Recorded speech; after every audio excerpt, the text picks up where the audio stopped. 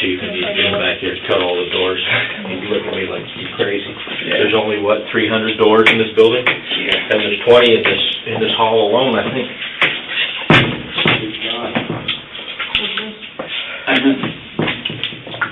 Yeah, alright, that's enough. Chief, that's right, chief.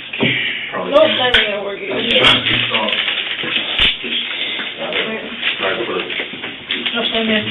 There you go. I'm gonna take my glasses off so I can see. Yeah, if you wouldn't.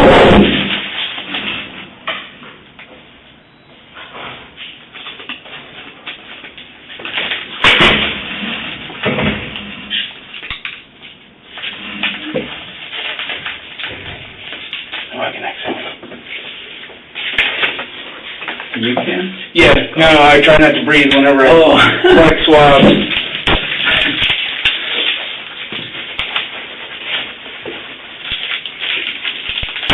No, I've had to get swabs from out of the jail. Oh my God, those guys, yeah, their breath smells like ass.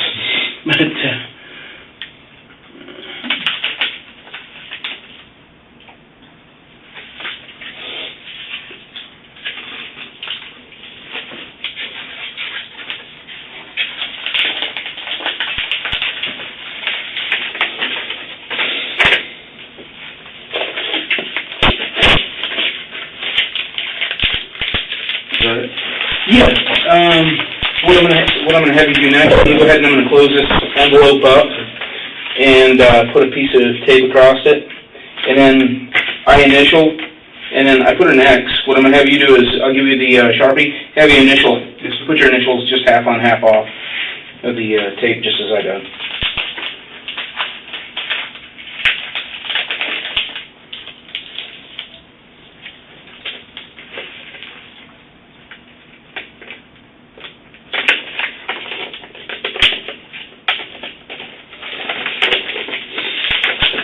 Yay! I caught the edge of the envelope, so that way they don't get a nasty gram. Like the one you sent me? Not me. The evidence says that.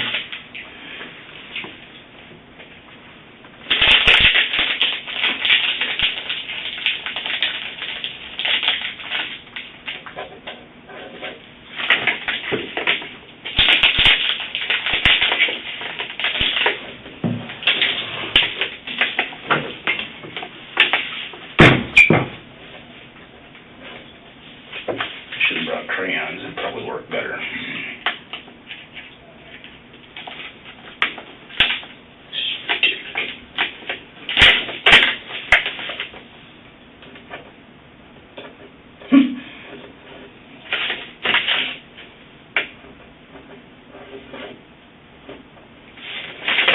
Alright.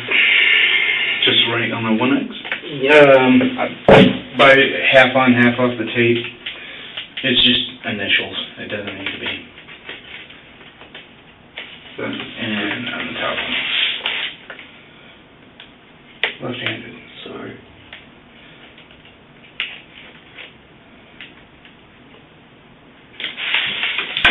Cool. Thank you very much. Thank you.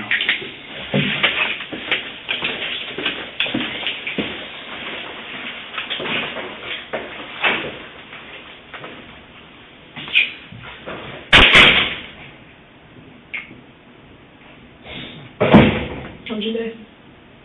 Not good. Did you go to school? No, school starts at 6, but...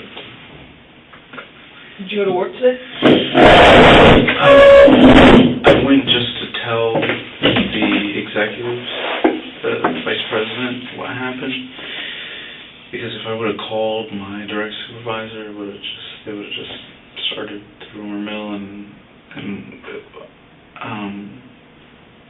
people from the Neighborhood Watch emailed me like links from the Sentinel and Wesh that said that, you know, someone was murdered and the suspect was in custody, and I just said, you know what, I don't want them to think that I'm still in jail, so I'll go there and, you know, tell them. And then I went to the doctor and my psychologist, and I think the psychologist was when it hit me the hardest.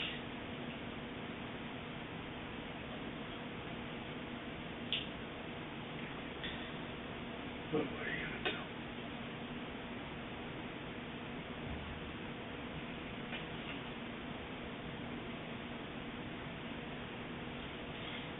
Have you ever had to shoot anybody? No. Good for you.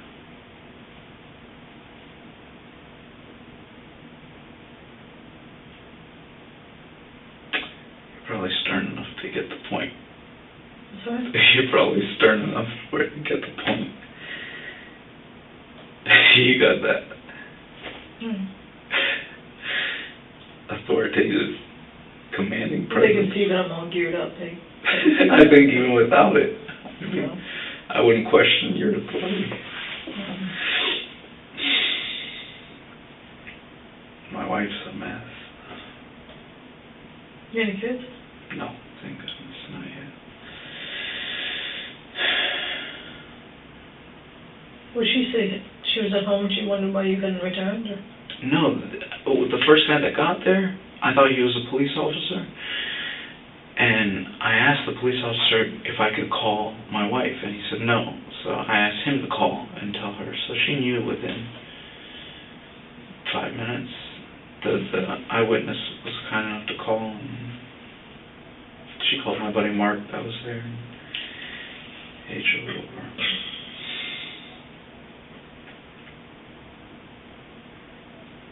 Did they do a MRI or anything on you?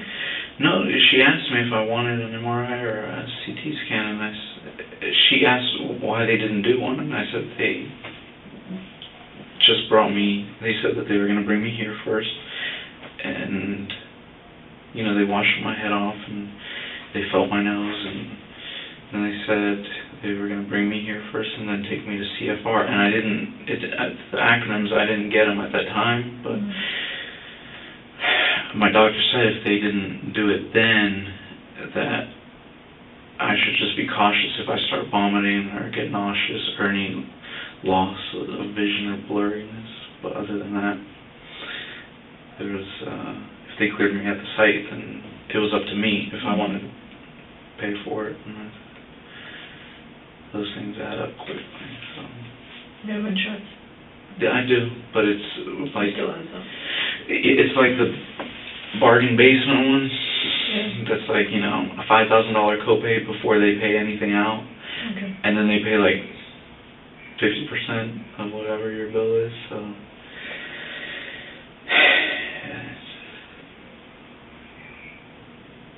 I have one that's not as bad as that, but I bought the insurance for my family it's called the Blue Cross Blue Shield, the surgical and hospitalization plan, which means they only pay for surgeries and hospitalization, which is fine, it's fantastic if you get hurt. But I only pay $150 a month for my entire family of 5. Oh, wow, that is good. And just to give you an example, my daughter had broken her arm, and she was in the hospital about 3 days. And she had surgery, and because she had slipped on the trampoline, and instead of her elbow bending this way, it popped and goes this way, and it busted some bones in her arm. And she had to get pins and stuff. And I think I was only out of pocket about $2,500. And it was like a $30,000 expense, like with all the bills that kept coming and coming and coming. So I felt like I have really good insurance. It's just if I have to go to a doctor, I got to pay for it. But it's no big deal because, you know, I'm paying $150 a month where my fellow workers here who get it through the city are paying for a family, you know, upwards of $500 or $600 a month.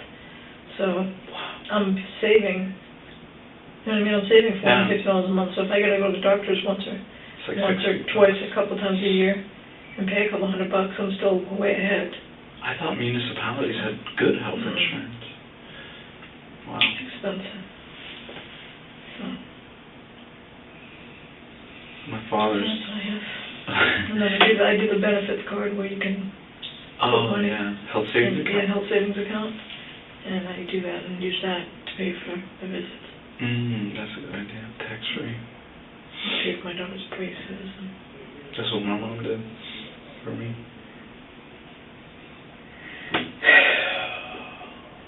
My dad's retired Army. I'll never forget. They have, you know, really good insurance.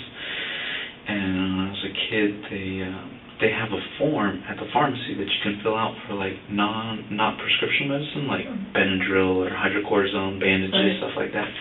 I was a young kid, and I took the form, and I just started checking stuff off, and I was like, yeah, I want that, I want that, I want that, and I turned it in, and they gave me a bag full of stuff, and I went, and I was all excited to my dad.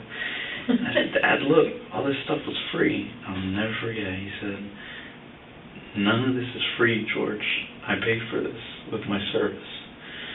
And man, I felt like garbage. Someone's paying for it somewhere. Yeah. But that's good that he taught you that, because a lot of people just think if someone else is paying for it, they don't care. It's free to them. Amen. Go and take it all back. And that's why you'll have people who have free Medicaid and stuff. They'll go to the emergency room because their kid's coughing too much, instead of going, okay, this isn't really the appropriate place, but they don't care. The doctor will see them, and the state will pay $1,000 or whatever it costs for the visit, and we'll pay. They don't care. He thinks I don't listen, but I do.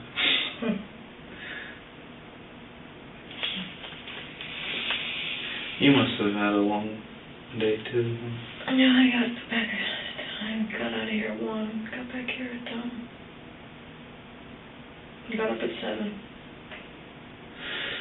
I got to bed at 1:30, and I got up at 7. Did you sleep okay? I sleep fine.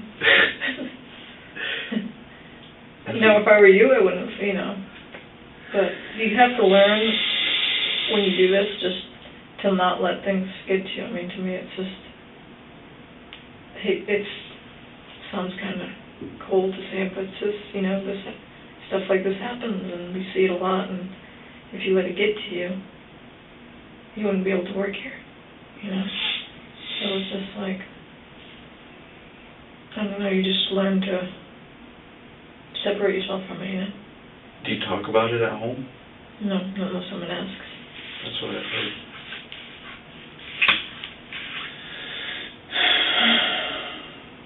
Go home and watch TV with my kids, but I don't ever talk about work unless they ask a particular question, and I'll tell them. But if they say, how was your day at work? I'll be like, it was all right. That's at the end of it, unless they want particulars. How does it work? Like, you get called in as an investigator, and then you're on duty until the investigation is, like, a preliminary investigation. Yeah, we stay here until we have no more leads, and then we go home, or whatever we can, to the point where there's really nothing else we can do at this point. We can just come back in the morning. And then you have to come back. That's your next scheduled shift? Yes. You can't, tell them I was out till 1. Well, they have to give you 6 hours between shifts. Oh. So if you get out of here at 1, but you're scheduled in here, say your shift was supposed to start at 5 a.m., but you didn't get out of here till 1, they have to give you 6 hours. Oh, okay. Before they can tell you you have to be back in. It isn't a lot of time, you're tired, but... No, by the time you get home... But your supervisors will work with you, if you say, look, I'm really tired, and if there's nothing I can do between 5 and 8, I can just start doing whatever I need to do at 8 to let you come in later and make it done. But at that point, you've earned the overtime, you don't want to lose it. So That's it's true. like, Yeah. You have bills to pay. Were you an investigator when you worked at detail? Mm-hmm. Oh. And I just do details to make extra money. Did Chief Lee put that email in your file? I don't remember seeing that. He might have sent something. He said he was going to. He may have put it in a file, but I don't remember. What did it say?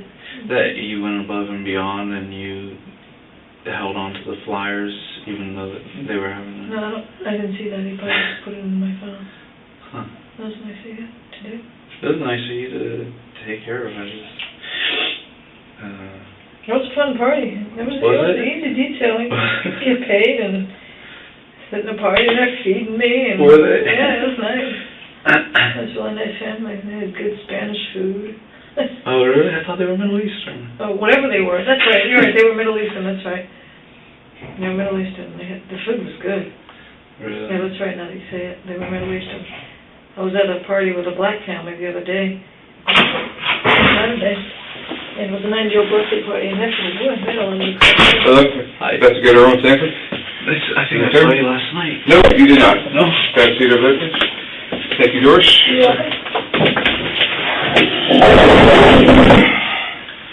I understand that you want to participate in a CVSA. Yes, sir. Okay. You know what? I am going to grant your wish. On any medications? Yes, sir. What kind of medication? Oh, that's... Is it you drinking that now? Yes, sir. Okay, sorry about that. That's okay. I take Librax for my stomach. Any narcotics? I think Adderall is considered. Adderall, okay, that's fine. I'm not worried about And Adderall. Temazepam. Temazepam, okay. You got ADHD or something? Yes, sir. You do?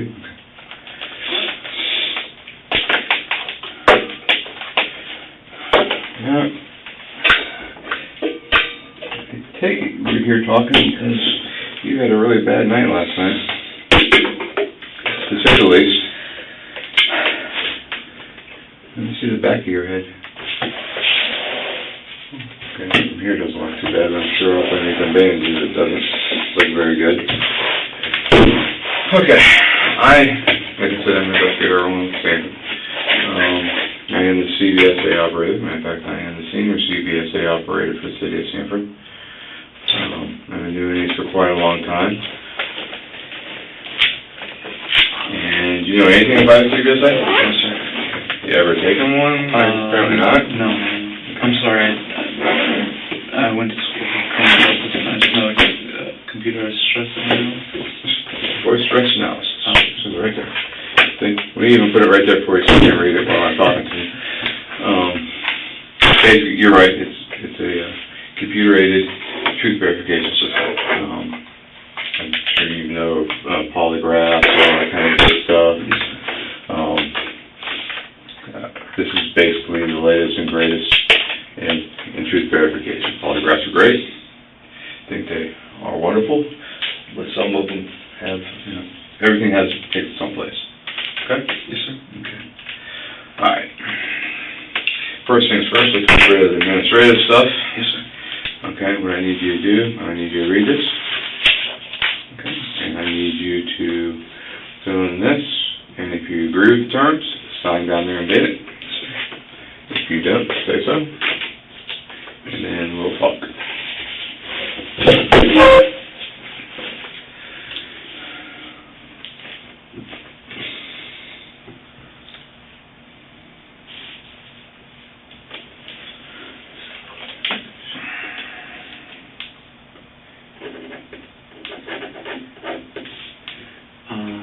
Is it the 27th?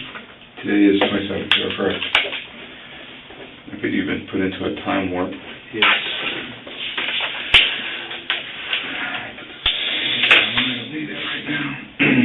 You understand it? Yes, sir. Okay.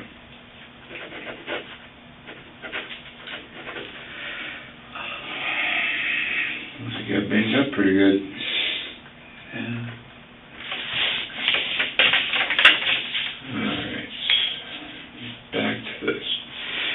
Okay, the reason why we're here is yesterday you got into a situation, a very bad situation, and we are here to talk about that, okay? Yes. I will tell you up front, for me to be able to do this effectively, I know very little about what's going on in your case. Okay. I mean, very, very, very little. Okay, all I know, there was an incident last night. I probably know a little bit more than what the news says, but not a whole lot, okay? I know a little bit more now because the news, as far as I know, doesn't even know who you are yet. Thankfully. Thankfully, yes. So your first name is George? Yes, sir. Okay. And your last name is Zimmerman? Yes, sir. I served on submarines with a Zimmerman. My father was Army. Actually, he was out of, I think, Apopka. My he was Virginia. Yeah. Dude, actually, what's your date of birth? 10/5/83. Okay, the way this works is, like I told you, I know very little about you. I know very little about this case. My whole thing is what I'm going to do is you're going to tell me everything I need to know. We're going to go through this, and we're going to do it. Then we're going to, me and you are going to develop questions. Okay. The way this instrument works is it's a computer. It's a Dell computer you see, it's nothing more than a Dell toughbook computer, all right? Nothing special about the computer. It's just a computer that reads ones and zeros. That's it, okay? What's special about it is a program, okay? The National Institute of Truth Verification, which should be on the front there, right there. They're the proprietor of the operating system, or the program, the software. Okay, what that software does is it has the ability to read the tonals on your voice. Okay, there's different parts of the voice.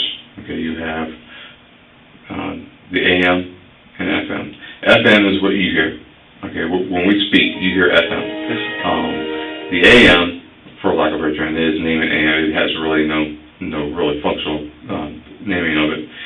Just to make it easier for you to understand, or for people to understand. The AM rides on top of the FM. Okay, normal speech, your FM carries it. Okay, and pretty much overshadows it. When stress is involved, that FM diminishes, and what happens is the AM rides on top, and you can actually see it. Okay, you say, well, that's all fine and dandy. Well, how can you should be able to change it. But just like you're breathing, okay, there's a part where you can breathe, and you can make yourself breathe. You can consciously breathe. And there's other times when you don't even think about it, you don't stop breathing. Right. You just keep on breathing. Right. Okay, that's controlled in your brainstem. Okay, and that's the same way your voice is. Okay, when you're not thinking about it, your voice is automatically regulated. But when you add stress to the factor that AM rides on top of the FM, and with the FM diminishing, and then you can see it. Okay, that's what we're looking for. You can't change it, you can't alter it, there's nothing you can do about it, except it's there, okay? And so that's what we're going to be looking for. So what we're not looking for is, I'm not really looking for you lying. Okay, what I'm looking for is your truthfulness and your level of stress. Okay, and that'll be evident in the instrument when we roll the charts. Okay, it's not invasive. Okay, it's just a microphone that you put right here, and you talk. You don't have the bands around you and everything hooked up there, and blood pressure cuff and all this other crap all over you. That's all it is. Okay, it's nothing. It's very, very uninvasive. Okay. So with that in mind,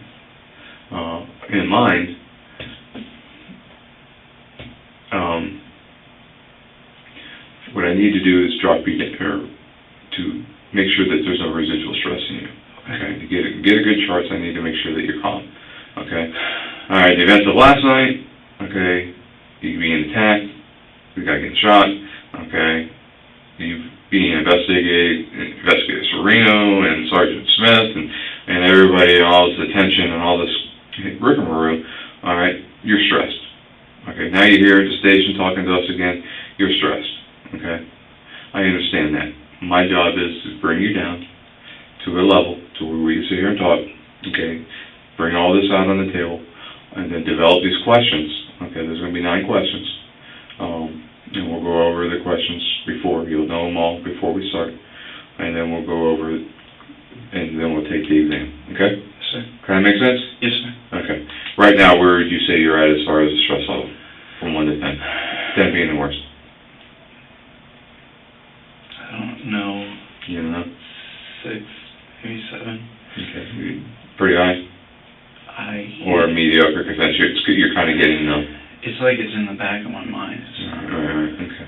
You nervous about sitting here talking to me at the station? Not necessarily, no. You came here on your own free will, no Yes, doubt, sir. right? Okay. Investigator Sereno didn't say, you're going to come down here or I'm going to thump you or anything like that? No, sir. I'm going to bring your eye out with a cigarette? No, sir. Okay, all right. Well, he does that, so you got to be careful with him. Okay, so what we're going to do is we're going to start. Now, what I want to do is I want you, in your own words, I want you to give me the scenario from the start to finish. Okay, and I'm not going to interrupt you, I hope, for the most part. And then we're going to go back and we're going to dissect some stuff.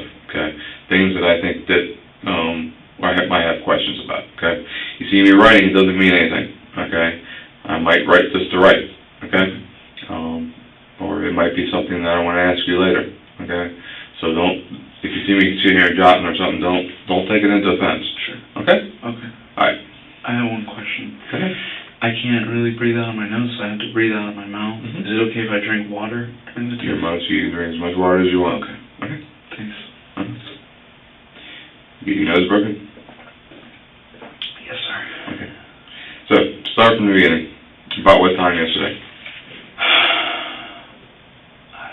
About 7 p.m.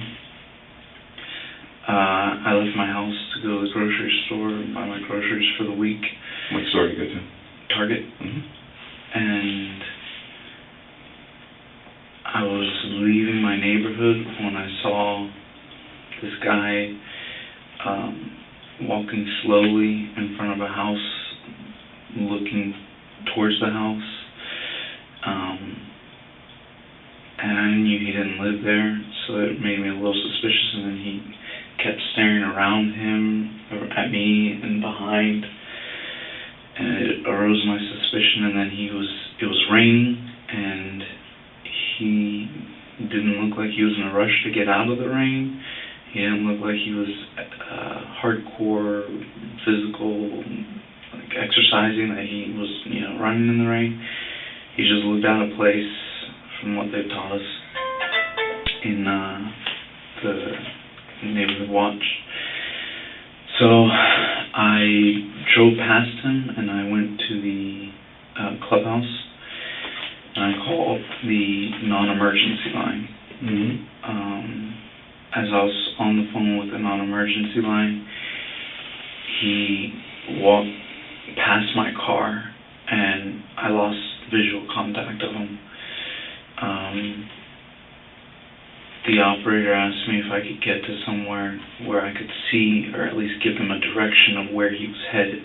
Mm-hmm.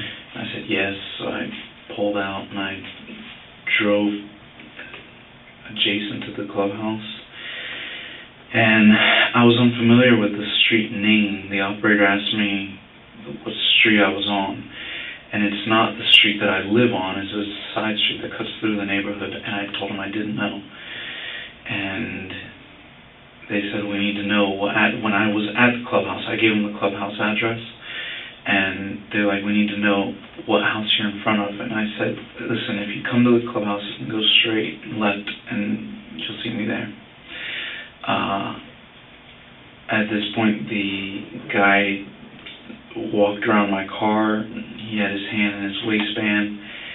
I didn't hear if he said anything. My windows were up, and it was raining, and I was on the phone with the non-emergency dispatcher.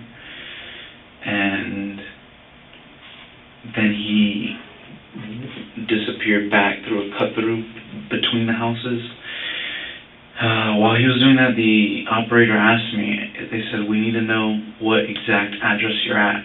And all the houses I was next to was the back of the houses, and they're townhouses, so I didn't know the address. And they said, we need to know what street you're on or what address you're at. I think in the heat of the moment, I might have given them my street address. And they said, is that your home address or where you're at now? And I said, that's my home address. And I got out of my car to look for a street sign so that I could at least tell them what street I was on. And there was no street sign, and I couldn't make out the house in front of me because there was a big pickup truck there. So I knew if I saw him walk through the cut-through and then make a right behind other houses. I knew if I went straight and I didn't cut through where he went, that was the street that I lived on, Retrieview Circle. And I knew if I got to that street, I could tell them the exact house number and street that I was at. So as I walked through, I looked to my right where he had gone through. The operator said, are you following him? And I said, yes. They said, we don't need you to do that. And I said, okay. And I walked through to the other end of the street to give him the address. And as I was doing that, I said, he's not here anymore, he's gone. And they said, you don't see him? And I said, no, he's gone. And they said, do you still want us, and by this time I'd gone to Retrieview Circle. And they said, do you still want us to send a police officer out? And I said, yes. And they said, well, where do you want the officer to meet you at? And I said, just tell them to go to the clubhouse, make a left. I didn't give them a description of my car. And I said, I'll meet them back at my car. So I walked through again, and as I was about halfway through, he appeared out of nowhere. Okay, were you still on the phone? No, I hung up. They said, we have an officer en route, and I said, okay, thanks. After he asked me if I wanted an officer there, they said, we have an officer en route. I told him to meet me in my car, and I hung up. Mm-hmm. And I put my phone away. And when I got about halfway to my car from the street, again, behind the houses in a dark area, I heard him say, you got a problem? And I turned around and I saw him, and I went to go for my phone and call 911 instead of non-emergency this time. Mm-hmm. But I guess I didn't have my phone in the pocket that I thought I had it in. I had it in my jacket pocket, and I reached for my pocket, and I was looking for my phone, and he just punched me in the nose. And I fell backwards to the side. Somehow I ended up on my back.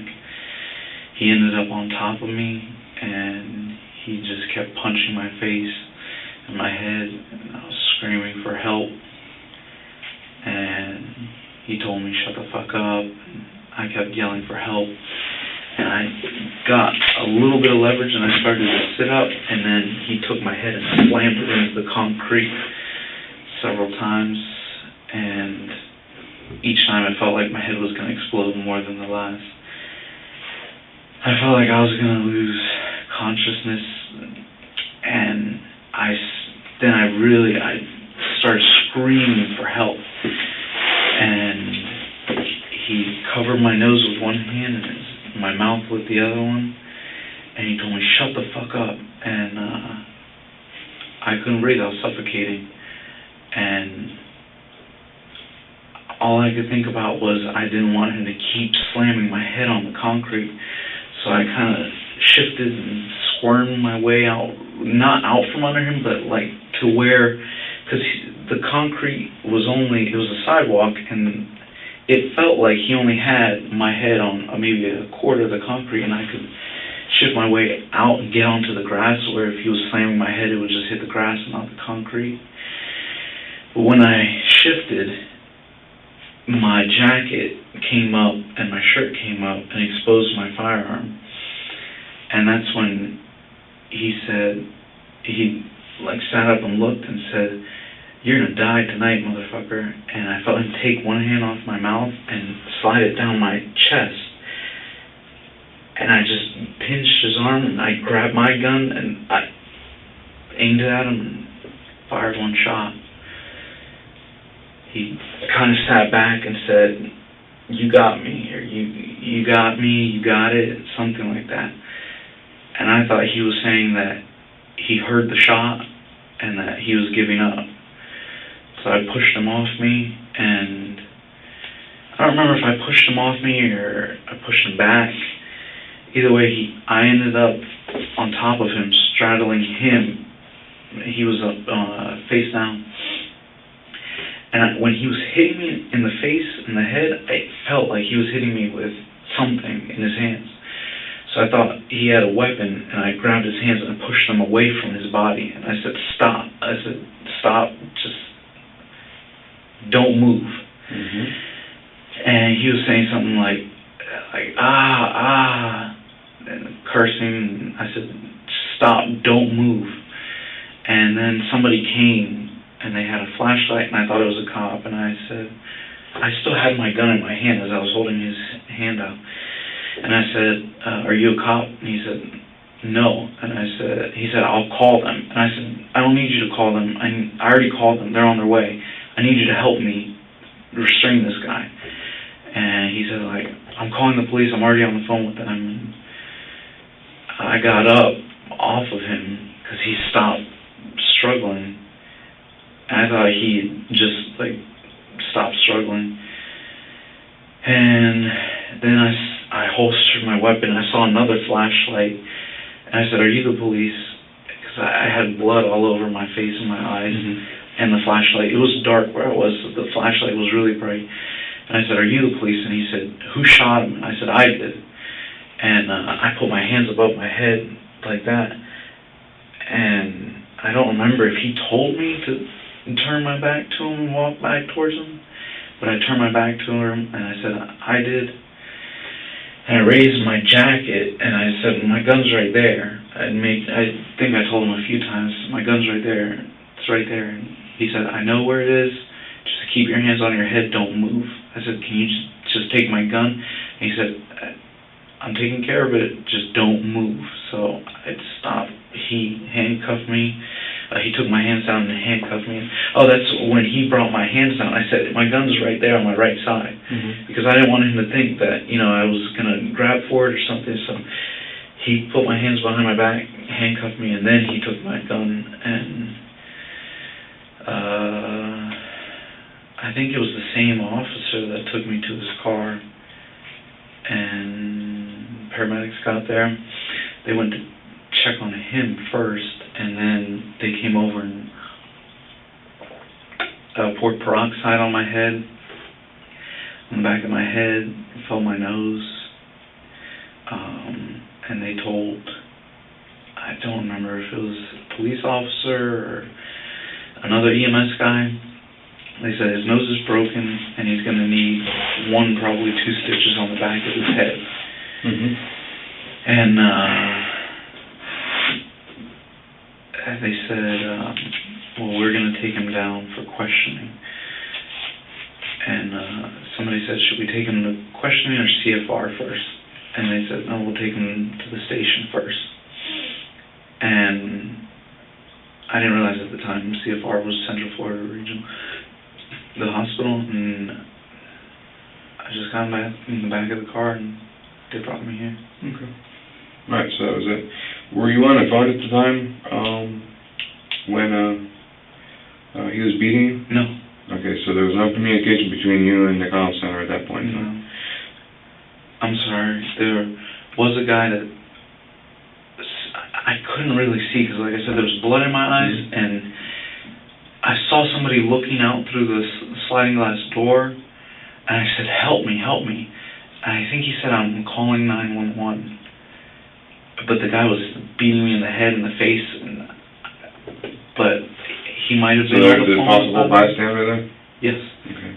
He might have been on the phone with 911, I don't know. But I was not communicating with the police at that time.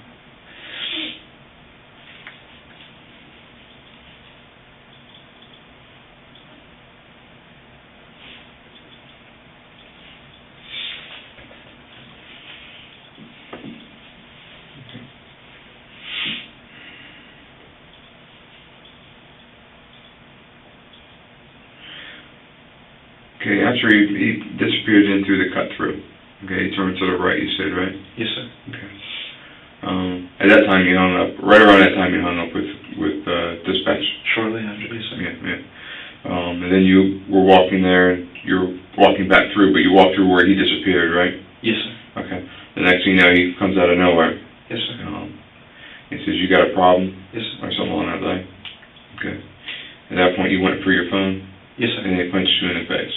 I answered him. I said, no, I don't have a problem. Okay. And that's when I went for my phone and he punched me in the face. And then you guys exchanged some punches? I didn't hit him at all. I mean, I was trying to defend myself, but every time he punched me in the nose, it felt like my head was going to explode. Okay. Was it at that time you pulled out your gun? No. No. At any time prior to, did you pull out your gun? No. Okay. So this possible bystander that you told to call 911 or help, he should be able to tell us that your gun was still in your holster? Yes, sir. Okay. Or didn't see the gun? Correct. Okay. Because if it's in your holster, you probably wouldn't see it. No, sir. I mean, as we were wrestling, like I said, my jacket came up. I understand that. But if he was to look out and look at you, you wouldn't have been in your hand or anything like that. Okay.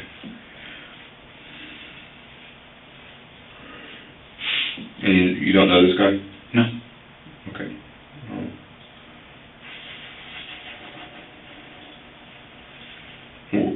Other than, why'd you try to maintain such close proximity to him? To tell the police what direction he was headed in. Did you feel that you put yourself in danger? No, because where I was parked, my headlights were illuminating, and I saw him turn down and by the time I was on the phone with the non-emergency, by the time I got to where he was at, I felt like he had already made his way. I've called non-emergency probably a dozen times, and these guys are known just to run. As soon as they get suspicious, they run, and they know the neighborhood back and forth, and they just disappear in between houses within seconds. So I kind of walked, and I looked around the corner, and he was gone. So that's why I told him, non-emergency, he's gone.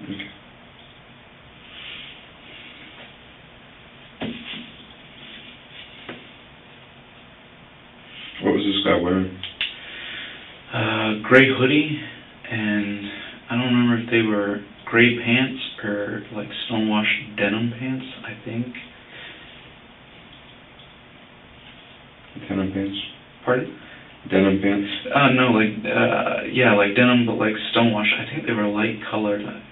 They might have been jeans. Okay. And he was a black man? Yes, sir. About how tall? 5'8", 9". It was 5'11", I'd say. To 6 foot. Okay. When you're laying on the ground, you're laying on your back, right? Yes, sir. Okay. That's when your jacket came up and he saw your gun, right? Yes, sir. Your gun on your left side, right side? My right side. Okay, so your gun's on your right side. Where were your hands at? Trying to keep his hands away. And then what did you feel next? His hand slid down my chest. He had one hand on my mouth and one hand on my nose, and he took one off, and that's when he said, "You're gonna die, motherfucker." And I felt his hand going down the side of my chest, and to be honest, you felt something like this? Yeah, brushing. And to be honest with you, the whole time I forgot that I had the gun. When he said that I was gonna die, and then I felt him brushing, it automatically clicked that he was going for my gun. So your hands are up here defending yourself. His hand's going down. Yes, sir. Were both your hands on the weapon? No, sir. Okay. Where was his hand when you went to retrieve the weapon? One hand was going towards the gun. He took it off my mouth. Right. And I was trying to get his hand, he was suffocating me, so I was trying to get his hands off of my face. So when I felt his hand, he let go of my mouth, so I wasn't trying to do anything again with my right hand. So I grabbed my gun, and I don't know if he did at the same time or what the case was, but I got to it first. Okay. And then how did you come to fire upon him from that position? Because you're laying down like this, okay, on your back, right? Yes, sir. And then you just bring it out of the holster and straight up like this? Yes, sir. Okay. You didn't, like, try to push it into him or anything? You just fired it from almost like from the hip? I think I made sure that it wasn't, because my hand was in the way, I made sure it was past my hand, because his other hand was still on my face. Okay. So I made sure it was he that far away, or was he right up on top of you? He was like putting all his weight on my nose and my mouth, trying to suffocate me. So he was like creating a crevice with his body, and then he, like, when he slid to go for my gun. Did he go for your gun with his left hand or your right hand? I don't recall. Okay. Which hand he used. But one of the hands went? Yes, sir. Okay. The one that was on your mouth? That's when it clicked that I had my gun, and when he said... But the hand that was on your mouth, he went to your Yes, gun? sir. Okay. But then you got it, and you went out like this? I think I went far enough to where I could make sure that it was past my other hand and in his general area. From what you're describing to me, he's not that far away from you. No, he's on me. He's on top of you. Yes, sir. Right, so there's not a whole lot of distance in between you and him. Right. So you can't really extend your arm. Correct. Because then you got a gun sticking out. What kind of gun is it? Keltec 9mm. Keltec 9? Yes, sir. Okay, so it's probably only about that long, right? Shorter. It's a little tiny gun. Yes, sir. But still, I mean, you don't have hardly any play before that gun's directly into his chest. Correct. I was on him. I knew I was. And as soon as the round went off, he stopped attacking you? He sat back and he said, "You got me." or you got it, whatever. Okay.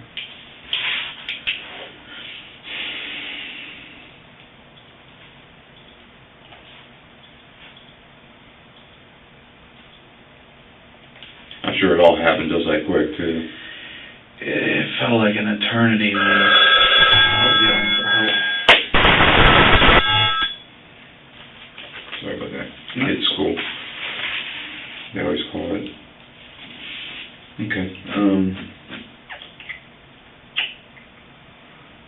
And I thought the police were there. They were going to be there. So it felt like it took forever. Yeah. That part does go forever. I've been there before. Not in the situation you've had, but seems like it takes forever for somebody to get there when you really want them. When in reality it's only probably a couple minutes. Okay. I'm going to step out for a minute. Yes, sir. When I come back, we're going to start developing questions. Okay? Yes, sir. You need to use the restroom or anything? If I could just get more water. You need more water? Sure. It's from the restroom. Yeah. You good? Good. Get it from the restroom. Oh, good. It's right there. Yes, sir. And then just come back in and sit down. Okay?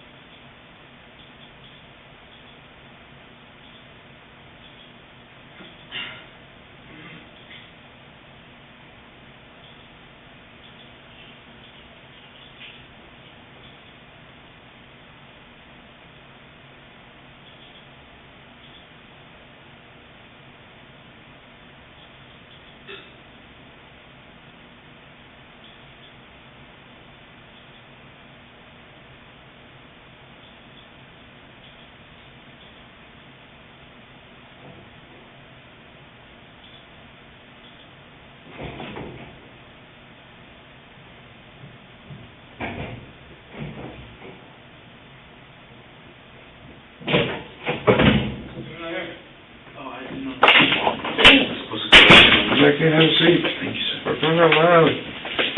Okay.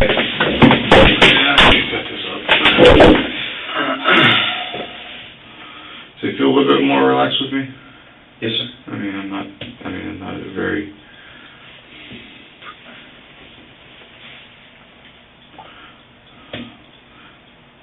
not very intimidating to begin with, but you know what I mean? Everybody's intimidating at this point. Nobody's intimidating. Okay.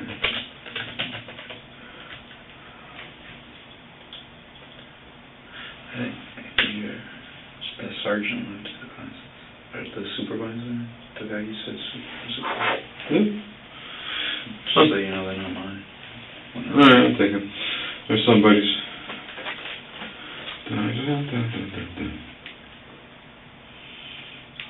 forgot to ask them. Where did the pizza was? Ah, jeez. Get off the phone. Oh, my employer asked for the case number too. Why? They have no business to it. I guess they wanted to see if I was a criminal or something. Yeah, what was the last 4 of your case number?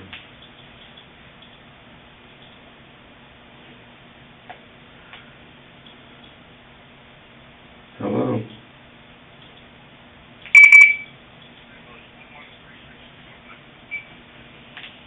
Oh, alright. I'm back in here again. I just came out and talked.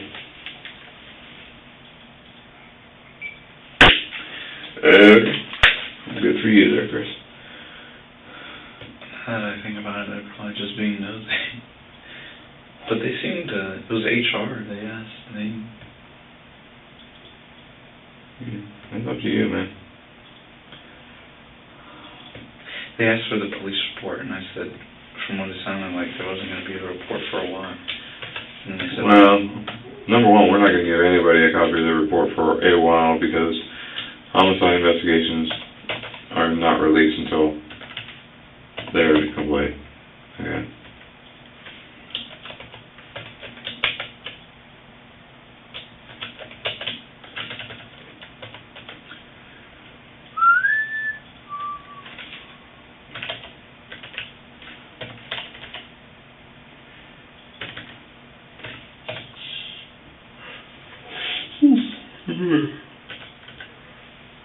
Tired.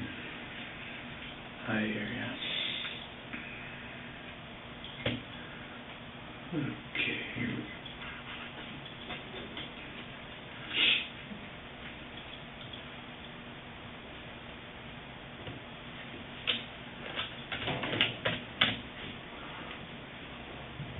What do you say the walls are? Cream? Okay. Remember that. We agree that they're green. Okay? Yes, sir.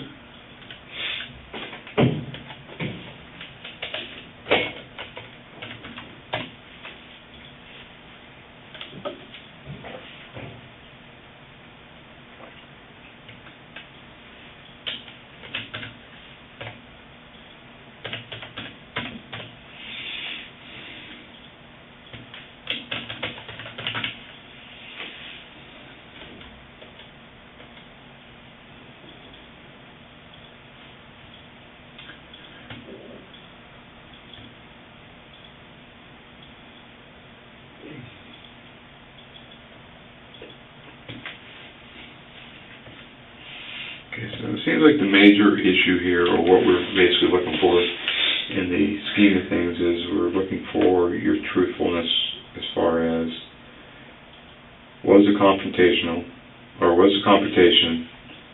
against you and that a mutual confrontation. And I guess the other point would you be in fear for your life? Yes, sir. Okay. So, with those two in mind, I'm going to develop these questions.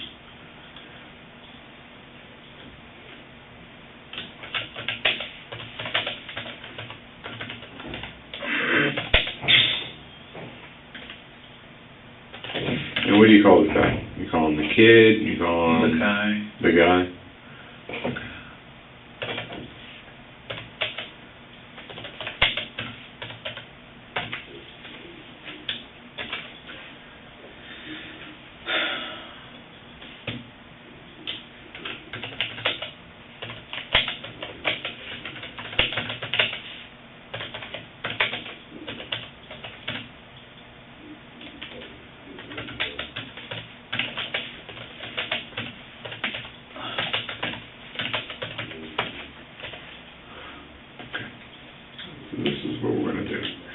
I told you there's gonna be 9 questions. Yes. Didn't lie to you.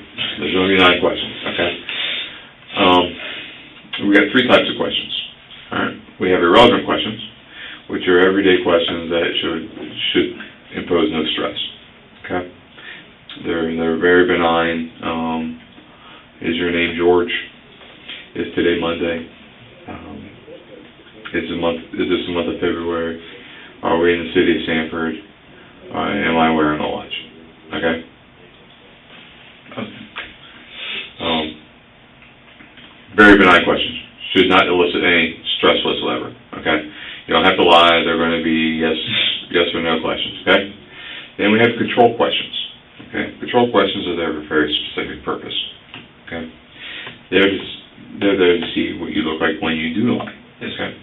So I'm going to ask you 2 questions that I want you to purposely lie to me. All right? Those questions are, is the color of the wall green? And you're going to say, you're lying to me. No. Right, you're going to say no. Okay, so I want you to remember that. Is the color of the wall green? No. Okay. The other one is, I'm going to preface it with, you were driving last night on your way to the store, correct? Which you never made, right? Yes. Okay. So therefore I know you drive, you have a driver's license. Okay. At some point in time in your life, I'm sure you've been stopped by the police for speeding. Yes. Okay. What I want you to do is I want you to remember that situation when you were driving and then you first figured out that you were getting pulled over by the police, or you first saw that cop, that feeling you got inside you, that oh shit feeling, your nerves went through the roof, your palms got sweaty, your throat got tight, okay, your heart started pounding, okay, you started breathing heavy, you got real nervous. Okay, you remember that? The way you felt? I want you to remember that when I ask you this question. Have you ever driven over the posted speed limit? And you're going to tell me? Yes. No, you're going to tell me No. no. Okay? You're going to lie to me again. 2 questions, you're going to lie to me. Okay. All right? Is the color of the walls green? No. Okay. Have you ever driven over the posted speed limit? No. Okay. Very good. Remember this. Okay? Okay. You got it? Yes. Okay. And then we're going to ask you this. Okay? These are the relevant questions. These are the questions I want to know whether you're telling me the truth or not on, okay? Were you in fear for your life when you shot the guy? Yes. Okay, since you don't know this guy's name, and you call him the guy, then I'll call him the guy. Okay? Yes, sir. Okay. The other one is, did you confront the guy you shot? No. Okay. So both those, that one would be a no. The other one's going to be a yes, correct? Okay, make sure I got it right. All right, that's it. That's all 9 questions. Not bad? No. Okay. All right, what I want you to do, is that your umbrella? Yes, sir. Okay. What I want you to do is I want you to take that chair, Yes, sir. turn it facing that wall, and have a seat.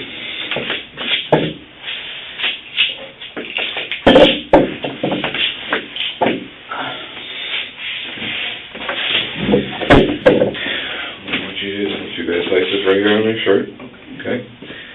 And once you relax, I want you to sit with both feet on the floor, sit straight up, okay? I'm not going to let you drink at this point for right now, okay? But this is relatively quick, okay? You just went out and got something to drink? Yes. Did you go pee? Yes. Okay, so you're good? You're all relieved? Yes. Okay. Your stress level should be lower, okay? I'm going to ask you the series of 9 questions. Remember the control questions? Yes, sir. All right, what are they? Walls green, and did I ever drive over the posted speed limit? And your response to both of those is going to be? No. Okay. What I'm going to do is I'm going to, when I ask you all the questions, I want you to respond in a yes or no answer. Not yes sir, not no sir, don't add anything else to it, just yes. Just a simple yes. Okay, just like you've been talking to me this whole time. Okay? Don't try to modulate your voice, it's not going to work. Okay? If you try to modulate it or make it different, I'll be able to see it, and then we'll just have to probably redo it, okay? You're not going to skew the results, okay? It's going to, remember I told you can't do it, so don't even try. That's pretty much about it. If I ask you the same question twice, it's not that I didn't believe you. It's that something went wrong. Either I didn't hit the space bar on time, you answered too quickly, okay? Something went awry, and then we got to redo it, okay? Yes, sir. So don't read into it and get all nervous on me, all right? Yes, sir. what we're gonna do is we're gonna calibrate the machine. Let's see. Actually, I'm gonna put on auto calibrate. And we'll see how it looks. Okay, I want you to give me a yes. Yes. Give me a no. No. A yes. Yes. A no. No. A yes. Yes. A no. No. Another no. No. And one more. No. Okay. Are you ready? Yes. Okay.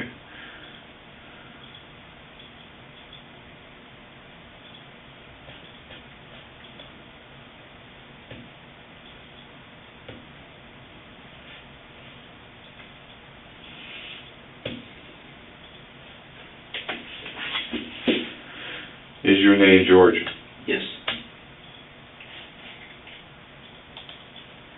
Is your name George? Yes.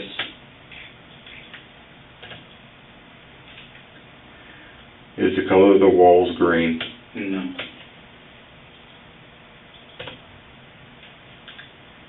Is today Monday? Yes.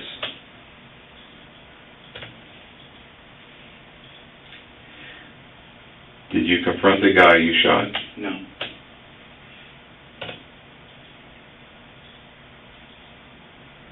Is this the month of February? Yes. Were you in fear for your life Yes. when you shot the... Hold on. Let me finish the question. Were you in fear for your life when you shot the guy? Yes.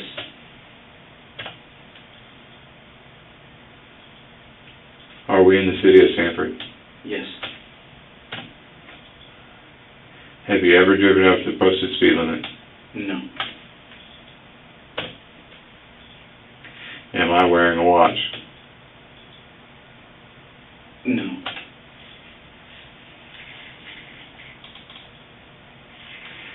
Am I wearing a watch? No.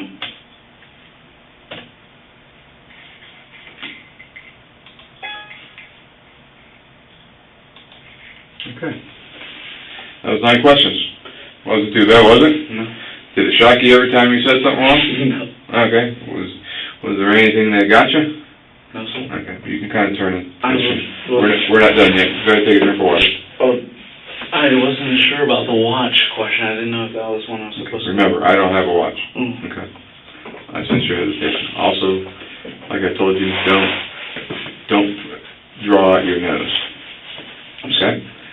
This is straight no. Oh, right. Not no. It seems like you were uncertain on a couple questions. Just remember, yes or no. Okay? Yes. Okay. That was a practice chart. What it is what we do is we always do that second chart.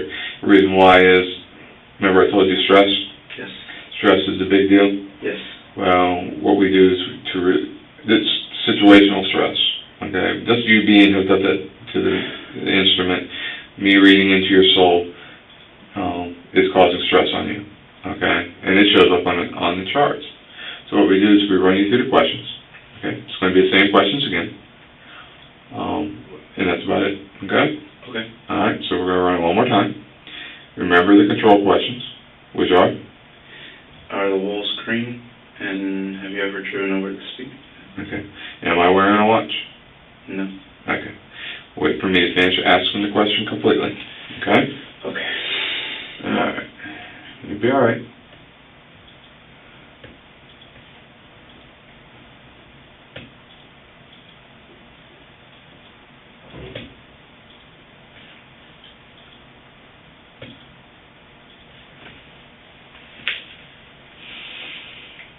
Is your name George? Yes. Wait for me to finish asking the question, please. Is your name George? Yes. Is the colors of the wall green? No. Is today Monday? Yes. Did you confront the guy you shot? No. Is this the month of February? Yes.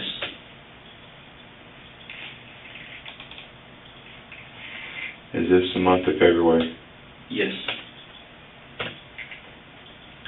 Were you in fear for your life when you shot the guy? Yes. Are we in the city of Sanford? Yes. Have you ever driven over the posted speed limit? No. Am I wearing a watch? No.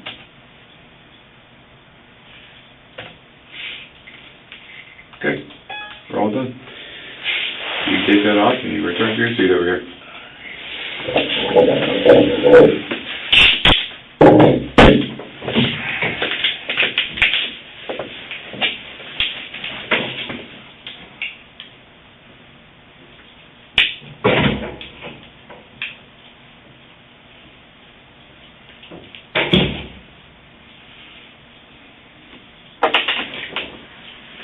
Perfect timing. This is your last episode? Probably 3 notes, maybe. Yeah. What about Christmas? You said they were in here. They aren't mine. There we go. Probably Serena. No, they aren't mine. Okay.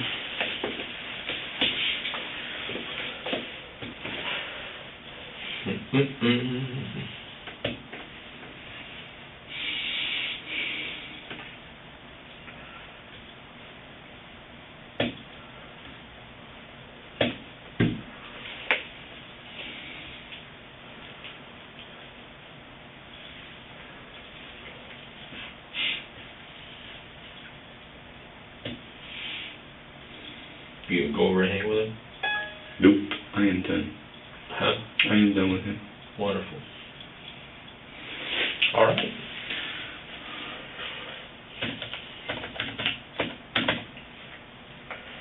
We are heading back to his house then. What? They're already out, Chris, and I sent those two out to start canvassing the neighborhood again, see if we got anybody to see anything or do anything. George, pleasure to meet you, sir. Thank you, you as well. Hopefully I never see you again. Absolutely. That's always a good thing from a police officer. Yes, sir.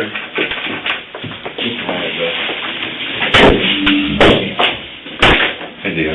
That's what I thought.